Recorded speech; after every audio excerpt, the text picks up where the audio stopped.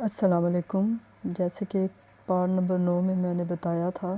کہ بابر جو تھا وہ برات لے کر جاتا ہے اور بہت دھوم دھام سے اس کی برات جاتی ہے اور آگے سے بھی بڑا زبردست اس کا استقبال ہوتا ہے، لیکن واپسی پر کیا ہوتا ہے کہ ان کی بس جو ہے ایک کھائی میں گر جاتی ہے۔ اب اس کے آگے میں پارٹ نمبر 10 میں آپ کو بتاتی ہوں کہ کیا ہوا۔ اب کھائی میں ظاہر ہے بس گر گئی ہے تو اس کا کیا حشر ہونا ہے، بہت زیادہ لوگ مر جاتے ہیں، بہت زیادہ نقصان ہوتا ہے اور بہت زیادہ جو تھا قیامت کا سامان سمجھنے ہو چکا تھا، بہت زیادہ تباہی و بربادی ہوتی ہے، بس تو بالکل ہی اس کا حشر نشر ہو جاتا ہے اور آدھے سے زیادہ جو تھے لوگ موقع پر بھی مر جاتے ہیں، اور اس میں بابر کی ماں بھی شامل تھی۔ اس کا دماغ پھس جاتا ہے، چہرہ جو ہے بالکل ختم ہو جاتا ہے، خراب ہو جاتا ہے، بالکل جھلس جاتا ہے، اور وہی ماں جو اتنے ارمانوں کے ساتھ اپنے بیٹے کی شادی کروانے کے لیے لے جاتی ہے، وہ اپنی دلہن کو گھر جو نہیں لے کر اس نے جانا ہوتا ہے اس کو صحیح طرح سے استقبال بھی نہیں کر سکتی۔ اب اس کو آگے کا کیا پتہ تھا کہ اس کے ساتھ ایسا ہوگا، اور موقع پر ہی وہ مر جاتی ہے کیونکہ اس کا دماغ جو ہے بالکل ختم ہو جاتا ہے، چکنا چور ہو جاتا ہے، بالکل پھس جاتا ہے اور اس کا چہرہ بھی مسح ہو جاتا ہے۔ دوسرے بھی رشتہ دار بہت زیادہ مر جاتے ہیں، کسی کے وہ جو بچ جاتے ہیں ان کی بھی بری حال ہوتی ہے، کسی کی ٹانگیں ٹوٹ جاتی ہیں، کسی کے بازو، کسی کے سر، کیونکہ کھائی میں گری تھی بس، تو بس کا تو اپنا برا حال ہو چکا تھا، تو پھر جو اس کے اندر سوار تھے ان کا کیا حال ہونا ہے۔ اسی طرح جو بابر دلہا بنا ہوا تھا اس کا بھی بہت برا حال ہو جاتا ہے، اس کی ایک ٹانگ ٹوٹ جاتی ہے، ایک بازو ٹوٹ جاتی ہے اور سر بھی شدید پھٹ جاتا ہے، زخمی ہو جاتا ہے۔ پہلے تو دیکھنے والے یہی سمجھتے ہیں کہ شاید بابر بھی مر چکا ہے، لیکن وہ زندہ تھا، اور بابر کا باپ جو تھا وہ بھی شدید زخمی ہو جاتا ہے، لیکن جو دلہن ہوتی ہے وہ بچ جاتی ہے، اس کو ہلکی سی معمولی سی چوٹیں آتی ہیں، وہ اتنی شدید زخمی نہیں ہوتی۔ وہاں پر تو ایک قیامت کا سماں تھا، فوراً سے ہی جب اطلاع ملتی ہے، جن لوگوں نے دیکھا ہوتا ہے کہ بس گر گئی ہے، فوراً سے وہ اطلاع کرتے ہیں، ہاسپٹلز میں ایمبولینسز آنا شروع ہو جاتی ہیں، کرینا آنا شروع ہو جاتی ہیں، پھر لوگ جو ہیں وہ کھائی میں اترتے ہیں اور پھر بڑی مشکل سے لاشوں کو اور زندہ جو ہوتے ہیں ان کو سب کو بڑی مشکل سے نکالتے ہیں۔ اس تمام پروسیجر میں 4-5 گھنٹے لگ جاتے ہیں۔ تو اب پھر جو تھی بارات وہ گھر جاتی، گھر کیسے جاتی، کیونکہ وہ تو سب جو تھے مر چکے تھے، کوئی زخمی ہو گئے تھے، سب کے سب جو ہیں ان کو زندہوں کو، مردوں کو، زخمیوں کو، سب کو آخر ہاسپٹل میں لے کر جانا پڑتا ہے، اور وہاں انبار لگ جاتا ہے رش کا۔ وہاں پر سارے جو بچ جاتے ہیں ان کے رشتہ دار بھی آ جاتے ہیں، جو مر جاتے ہیں ان کے بھی رشتہ دار اکٹھے ہو جاتے ہیں، ایک قیامت کا سماں برپا ہوتا ہے، اور سب جو تھے اس ٹائم اس سچویشن کے مطابق تو یہی کہتے ہیں کہ بابر کی شادی جو ہے نہایت منحوس ثابت ہوئی ہے، اور آنے والی جو ہے وہ نہایت منحوس ہے، جس کی وجہ سے یہ ہو چکا ہے۔ اب کسی کو کیا پتہ کہ بابر کی پہلی بیوی جو اتنی دکھی اور لاچار تھی، اور اس نے کیا کیا منتیں نہیں کی اور ترلے نہیں کیے کہ بابر شادی نہ کرے، کتنا کچھ اس نے کیا، لیکن وہ اپنے ماں باپ کے ہاتھوں مجبور ہو کر شادی کر رہا تھا، وہ بھی مجبور تھا، لیکن پھر بھی وہ کیا کرتا، اس نے تارا کی اسی لیے ایک نہ سنی، اور پھر اللہ تعالیٰ نے اس کو یہ سزا دی، کیونکہ مظلوم کی آہ تو آسمان چیر دیتی ہے، اور اس لیے کہتے ہیں کہ مظلوم کی آہ سے بددعا سے ڈرنا چاہیے۔ تارا نے بددعا تو نہیں دی تھی، لیکن وہ اس کی آہ جو تھی آسمان تک پہنچی، اور اللہ تعالیٰ نے اتنا زبردست پھر ان کا ایکسیڈنٹ کروا دیا کہ تارا کی ماں ساس جو تھی وہ اپنی لائی ہوئی دلہن، اپنی پسند کی لائی ہوئی دلہن کو صحیح طرح سے دیکھ بھی نہیں سکی۔ کیا فائدہ ہوا کہ بیٹے کی تو شادی کروا دی۔ اب ادھر جو تھا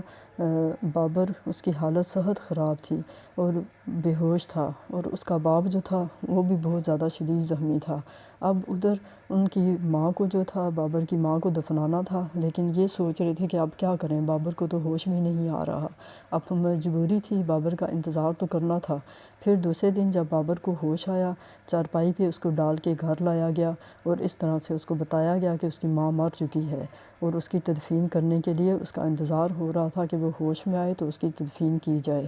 بہرحال بابر جو تھا وہ ذہنی صدمے سے دوچار تھا کہ یہ کیا ہو گیا، اس کے تو وہم و گمان میں بھی نہیں تھا کہ اس کی ماں جس کی خاطر اس نے شادی کی ہے اس طرح سے شادی کروانے کے فوراً بعد مر جائے گی۔ بس پھر کیا تھا، اس کی ماں کی تدفین کر دی جاتی ہے اور بابر کو دوبارہ سے ہاسپٹل داخل کروا دیا جاتا ہے۔ کیونکہ وہ شدید زخمی تھا اور فوراً سے تو وہ ٹھیک نہیں ہو سکتا تھا۔ اب دوسری طرف تارا جو تھی بیچاری وہ سخت پریشانی کا شکار تھی، اس کو کوئی سمجھ نہیں آ رہی تھی، نہ ہی اس کا بابر کے ساتھ کوئی رابطہ تھا۔ اس کو تو بالکل خواب و خیال میں بھی نہیں تھا کہ اس طرح سے اتنا بڑا حادثہ ادھر ہو چکا ہے، کیونکہ اس کو کوئی اطلاع دینے والا بھی نہیں تھا۔ کون اس کو اطلاع دیتا، کیونکہ اس کو کوئی جانتا بھی نہیں تھا، اور نہ ہی بابر نے کسی کو بتایا تھا کہ اس نے پہلی شادی شہر میں کر رکھی ہے۔ اس وجہ سے کوئی رابطہ نہیں تھا دونوں کے درمیان۔ تارا جو تھی چند دن گزرے تو سخت مالی پریشانی اور تنگی کا شکار ہو گئی۔ اس کو سمجھ نہیں آ رہی تھی کہ وہ کیا کرے۔ وہ اپنی بہن نازو کے پاس جاتی ہے کہ کچھ میری مدد کر دو کہ میں گھر کا تاکہ سسٹم جو ہے چلا سکوں۔ میرے بچے جو ہیں اب تو وہ بھوکا رہنا شروع ہو گئے ہیں، میرے پاس چیز کوئی نہیں جو کہ میں ان کی پرورش کر سکوں، ان کو کھلا پلا سکوں، سخت تنگی ہے۔ اب نازو جو تھی وہ تو سخت سیلفش اور مطلبی عورت تھی۔ اس نے کہا کہ میں نے پہلے ہی تمہیں کافی عرصہ اپنے پاس رکھا ہے، اب میرے پاس کوئی گنجائش نہیں کہ میں تمہیں دے سکوں، میرے اپنے 4 بچے ہیں۔ حالانکہ وہ اتنی زیادہ امیر تھی اور اس کو کسی چیز کی کوئی کمی نہیں تھی۔ پھر تارا جو تھی مجبور ہو کر اپنی ماں سے کہتی ہے کہ اگر تمہارے پاس کچھ ہیں تو دو، میں سخت پریشان ہوں، میں کیا کروں، فاقوں تک نوبت پہنچ چکی ہے۔ اب ظاہر ہے تارا کی ماں ہے، آخر اس کے دل میں بھی بہت درد تھا تارا کا، لیکن وہ بیچاری خود جو تھی مجبور تھی، کیا کر سکتی تھی، وہ تو کچھ بھی نہیں کر سکتی تھی۔ بس اس کے پاس پھر تھوڑے پیسے جمع تھے اور تھوڑا سا زیور پڑا ہوا تھا جو اس نے چھپا کر نازو سے رکھا ہوا تھا۔ وہ تارا کو دے دیتی ہے کہ یہ لے جاؤ بیٹا اور اپنا تم تنگی کے دن پورے کرو، انشاءاللہ سے بابر بھی آ جائے گا۔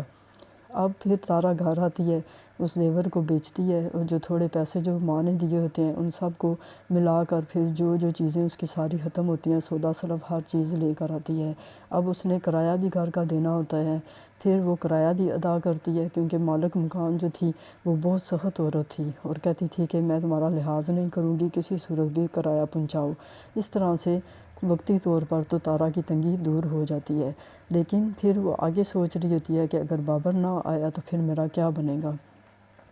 اب دوسری طرف جو ہے بابر جب صحت یاب ہونا شروع ہو جاتا ہے تو وہ سوچتا ہے کہ میں گھر جاؤں، ادھر تارا کی خبر لوں، بچوں کی خبر لوں۔ حالانکہ اس کی دوسری بیوی اس کو آنے نہیں دے رہی ہوتی کہ نہیں تمہاری ابھی طبیعت نہیں ٹھیک، صحت نہیں ٹھیک، لیکن بابر کو معلوم تھا کہ وہ جو ہے اسے کیا کرے گا، کیونکہ تارا کو اس نے بتایا نہیں اور نہ ہی اس کے ساتھ کوئی رابطہ ہے۔ پھر وہ اپنا بہانہ کرتا ہے دوسری بیوی سے کہ میرا کارخانہ ہے ادھر فرنیچر کا، اور تھا بھی صحیح کہ بھئی اس کا خیر خبر کوئی نہیں کہ کیا ہو رہا ہوگا، کیا نہیں، مزدور کر رہے ہوں گے، تو اس لیے مجھے جانا ضروری ہے۔ اس لیے وہ بڑا تسلی تشویش باپ کو بھی دے کر اور اپنی دوسری بیوی کو بھی سمجھا بجھا کر واپس تارا کے پاس آ جاتا ہے۔ یہاں آنے کے بعد جب تارا اس کی حالت دیکھتی ہے تو اس کو شدید دھچکا ہوتا ہے، اور پھر بابر اس کو ساری کہانی سناتا ہے کہ کس طرح سے جو ہے ہمارا تو پورا جو ہے گھر تباہ و برباد ہو گیا، ماں مر گئی، سب کچھ۔ تارا کو اس بات کا بہت زیادہ افسوس ہوتا ہے، لیکن وہ صرف افسوس کرنے کے سوا کچھ نہیں کر سکتی۔ اب یہاں سے تارا کی زندگی میں ایک بہت ہی بھیانک نیا موڑ پیدا ہوتا ہے، جو کہ میں آپ کو پارٹ نمبر 11 میں بتاؤں گی۔